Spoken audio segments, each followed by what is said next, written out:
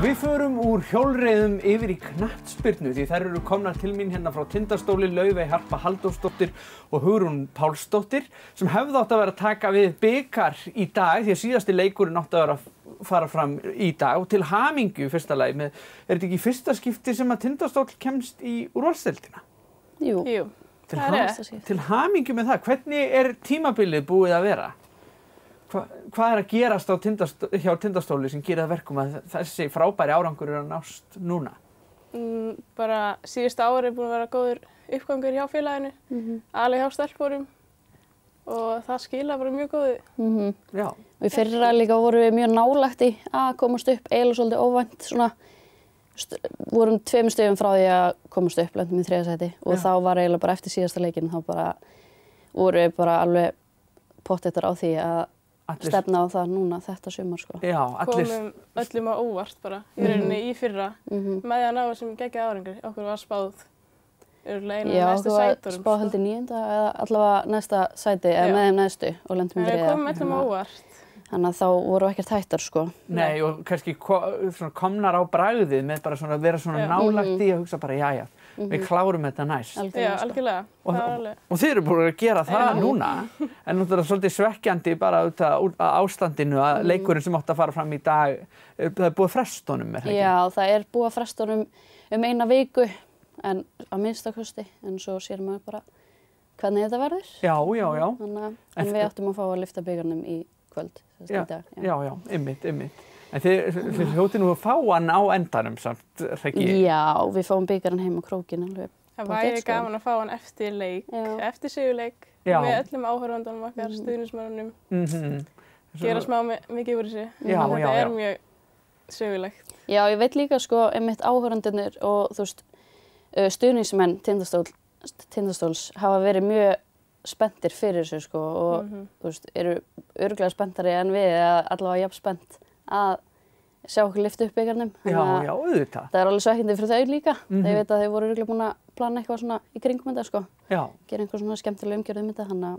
Og er búið að finna stað fyrir bikarinn? Er einhver svona skápur eða stallur sem hann verður hafður á? Ég bara veit það ekki alveg. Nei, ég held að það sé ekki búið að... Við höfum ekki fengið bikar fyrr sko, allavega ekki kvennaliðið sko, þannig að við erum að finna einhvern góðan stað fyrir hann. Já, það verður ekkert vandamál. Nei. Hvernig leggst þetta, þið eru náttúrulega báðar búin að spila í dálítið langan tíma með Tindastóli, ekki eldri en þið eru. Kannski segju hversu lengi þið eru búin að spila? Já, ég byrjaði sem sagt 15 ára minni mig, en þetta er 8. sumarið mitt. Já. Ég er búin að spila spilaði 100. leiki minn í sumar, þannig að í byrjun sumar, þannig að það er komin eitthvað yfir 100 leiki núna hjá mér.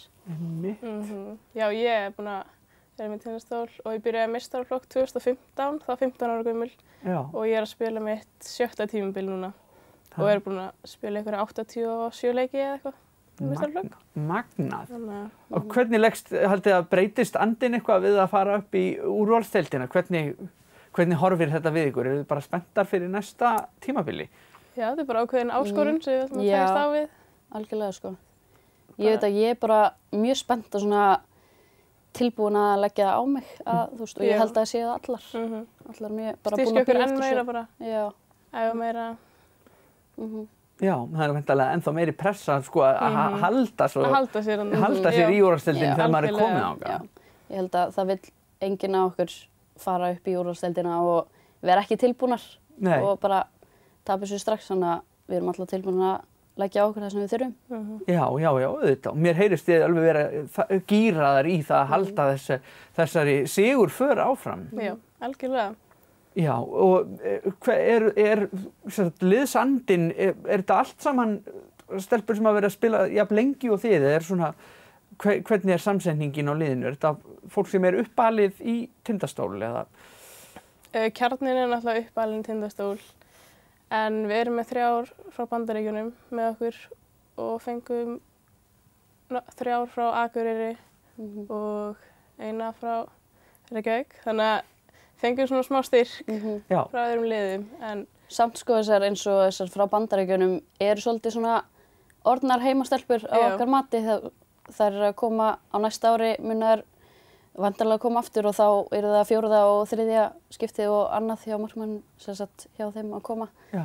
Þannig að Það eru orðnar, já, svona- að vera hluti á okkur bara. Já, Já. algjörlega sko. Sem er Maður mjög horfir gaman. alveg á þær sem heima stelpur sko. En allavega, þú veist, flestar af okkur, kjarnin er sem sagt uppalinn hjá Tindastól og svo fengum við svona nokkrar svona smá styrk að utan. Þannig að Nú er frábært og mér finnst mjög fallegt líka að þessi orðnar bara svona eins og heimastelpur, þessi orðnar skakkfyrðingar bara í Já. húð og hár, farnar að syngja væntanlega og bara gera allar kúnstir sem þarf að gera.